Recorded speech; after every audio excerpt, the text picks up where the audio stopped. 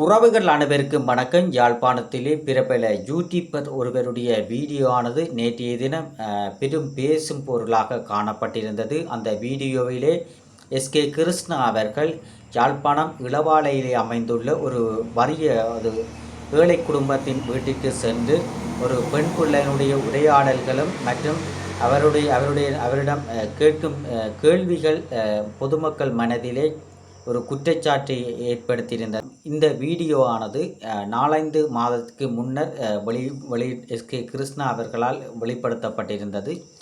அந்த உதவி திட்ட காணொளிகளிலே எஸ்கே கிருஷ்ணா அவர்கள் கதைக்கும் விடயமானது பல தரப்பட்ட மக்களிலே ஒரு கேள்வியை எழுப்பியிருந்தது. மகளிர் தினத்திலே அவர் கதைத்த விடயங்களானது பெரும் பேசும் பொருளாக காணப்பட்டது. எஸ்கே கிருஷ்ணா ஆரம்பத்திலே எப்படி இருந்தார், தற்போது எப்படி இருக்கிறார், அவருக்கு எவ்வாறு காசு வந்தது, இப்படி திடீரென இவர் வளர்ச்சி பாதையில் சென்றதுக்கான காரணம் என்ன என்று பொதுமக்கள் மனதிலே ஒரு கேள்வியை எழுப்பியிருந்தது. இதனை முன்னிட்டு எஸ்கே கிருஷ்ணாவின் அந்த வீடியோவானது வைரலாகி பொதுமக்கள் மத்தியிலே பெரும் பேசும் பொருளாக காணப்பட்டிருந்தது. எஸ்கே கிருஷ்ணா அவர்கள் 5 மாதத்துக்கு முன்னர் நடைபெற்ற அந்த உதவி திட்ட காணொளியானது நேற்றைய தினம் அந்த வீடியோ வைரலாகி எஸ்கே கிருஷ்ணா அந்த வீட்டிற்கு சென்று சமரசம் கொள்வதற்காக, அதாவது கதைத்து சமாளிப்பதற்காக அந்த வீட்டிற்கு சென்றிருக்கிறார். சென்ற சமயத்திலே யாழ்ப்பாணம் இளவாலையிலே அமைந்துள்ள இளவாலையிலே இளைஞர்கள் அவர் அந்த வீட்டிற்கு வருகை தந்தவுடன் ஒவ்வொரு இளைஞர்களால் மடக்கி பிடிக்கப்பட்டு இளவாலை போலீஸிலே ஒப்படைக்கப்பட்டிருந்தார். நேற்றைய தினம் அவர் ஒப்படைக்கப்பட்டு போலீஸார் விசாரணைகளை ஏற்படுத்தி பின்னர் யாழ்ப்பாணம் மல்லாகத்திலே முன்னிலையாகியிருந்தார். அவர் முன்னிலையாகி இருக்கும்போது 10க்கும் மேற்பட்ட வழக்கறிஞர்கள், அதாவது 10 லோயர்மேர் அவருக்கு ஆதரவாக குரல் எழுப்பி அவரை விடுதலை செய்ய வேண்டும் என ஒரு கூற்றை முன்வைத்திருந்தார்கள். இதனை ஏற்றுக்கொள்ளாத ஜட்ஜ், அதாவது நீதிபதி, அவருக்கு 14 நாட்கள் விளக்கமறியலிலே வைக்கப்பட்டிருக்கின்றார். 14 நாட்கள் விசாரணைக்கு உட்படுத்தப்பட்ட பின்னர் அவர் விடுதலை ஆவாரா என்ன என்று, அது கோர்ட் சம்பந்தப்பட்டது, நாங்கள் கதைக்கக்கூடாது. அவர் 14 நாட்கள் பின்னர் விடுதலை செய்வாரா இல்லையா என்பது நீதிமன்றமே அதுக்குரிய தீர்வை தெரியப்படுத்தும்.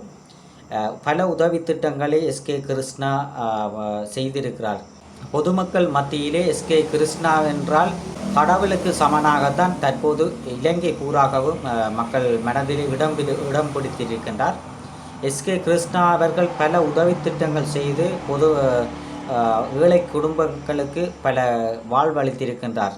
இதனால் பொதுமக்கள் அவருடைய காணொளிகளை தினந்தோறும் பார்வையிட்டு கொண்டிருப்பார்கள்.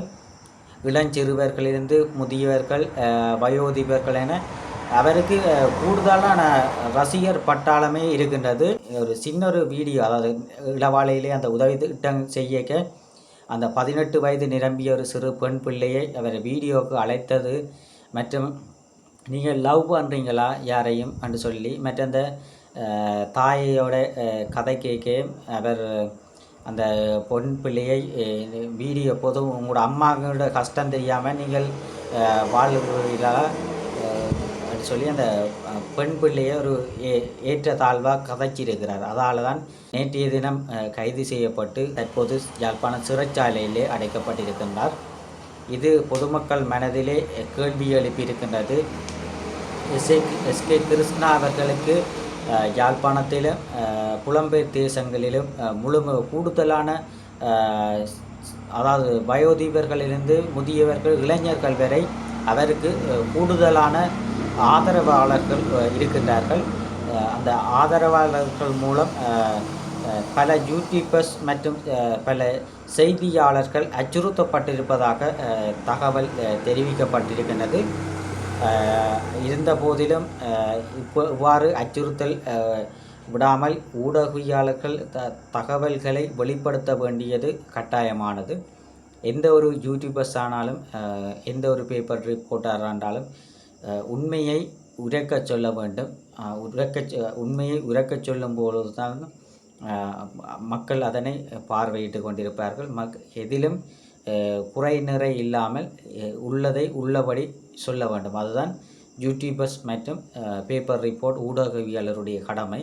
அந்த வகையிலே இந்த எஸ்கே கிருஷ்ணா அவர்கள் மிக விரைவிலே விடுதலை செய்ய வேண்டும் என்பதே பொதுமக்களுடைய வேண்டுகோளாக இருக்கின்றது. அவர் ஒரு சின்னஞ்சிறு பிழை அதை செய்திருக்கிறார். அவர் உதவி திட்டத்திற்கு சென்றது அவருடைய பிழை என்று தற்போது பொதுமக்களால் பேசப்பட்டு உதவி செய்த அவருக்கே இவ்வாறு நிலைமை என்று சொல்லி பொதுமக்கள் ஏக்கத்துடன் இருக்கிறார்கள்.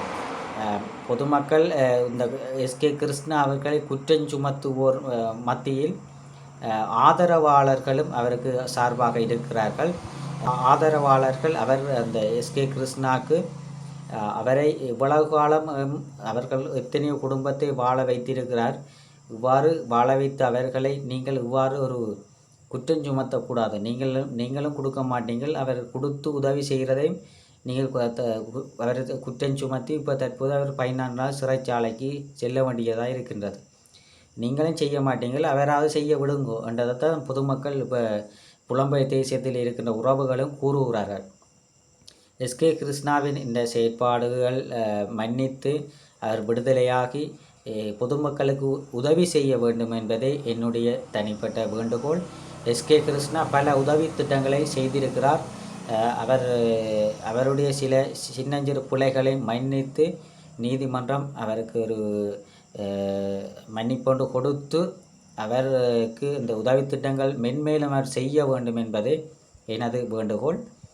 மற்றும் எஸ்கே கிருஷ்ணாக்கு இந்த இவ்வாறான ஒரு இந்த சின்னஞ்சிறு பிழையை கண்டுபிடிப்பதற்கு முழுமையான காரணம் ஆரம்ப புள்ளி எதுவென்றால் எஸ்கே கிருஷ்ணா அந்த சுதந்திர தினத்திலே இலங்கை தேசிய கொடியை ஏந்தி அந்த சுதந்திர தினத்திலே ஒரு மக்களை திரட்டி சென்றபடியால் தான் அவருக்கு இவ்வாறான ஒரு குற்றச்சாட்டு முன்வைத்து இவரிலேயே குற்றத்தை